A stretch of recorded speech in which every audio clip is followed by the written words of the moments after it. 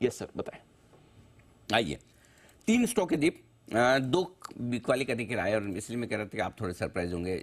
उन 2 स्टॉक में बिकवाली करने की राय जिसमें मैं सदाबार बुलिश हूँ, हमेशा तेजी में रहता हूँ। ये कौन उस से आ स्पेस गए? में बिकवाली करने की राय जिसमें मैं बहुत बुलिश हूँ, वो है सरकारी कंपनियों की, वो है पावर कंपनियों की।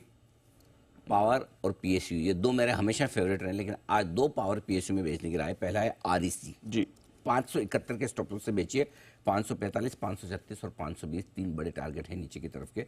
और वजह यह है कि दीपेक आरबीआई की तरफ से गाइडलाइंस आई, और उन गाइडलाइंस में उन्होंने कहा कि अंडर कंस्ट्रक्शन प्रोजेक्ट्स पर आपको अब करनी होगी 5% की प्रोविजनिंग, और धीरे धीरे इसको कम करेंगे। होगा ये कि आरईसी पीएफसी जैसी कंपनियों के लिए ये होगा बेहद नेगेटिव। नेगेटिव इसलिए होगा कि पहली चीज़ तो इनकी नेटवर्थ 8 से 13% तक घट सकती है।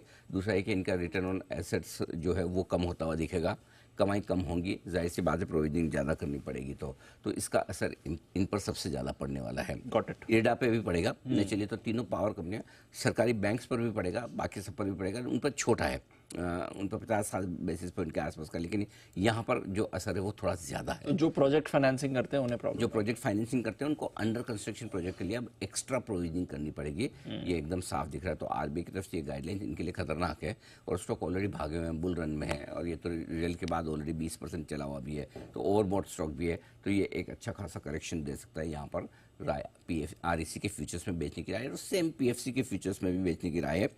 490 के स्टॉप लॉस से बेचिए, 460 और 450 के 2 टारगेट के लिए। यहाँ भी 8 से 10% तक का इम्पैक्ट इनकी नेटवर्क्स पर आ सकता है। चलते हुए हम कोशिश कर रहे हैं मैनेजमेंट से भी मुलाकात करने की, होगा तो एक बार ज़्यादा अच्छे से समझ में आएगा, लेकिन on the face of it prima facie इनके लिए ये बेहद नेगेटिव खबर है।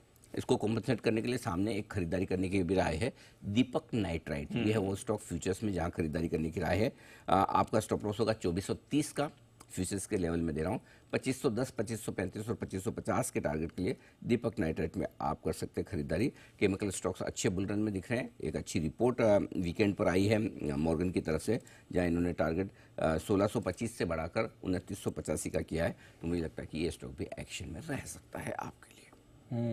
सो ये है आपके लिए 3 और स्टॉक्स अनिल जी की तरफ से आ रहे हैं। तो आज 7 स्टॉक्स अनिल जी ने आपको रेकमेंड किया। इसके अलावा रिजल्ट रिव्यू में तो काउंटर्स की बात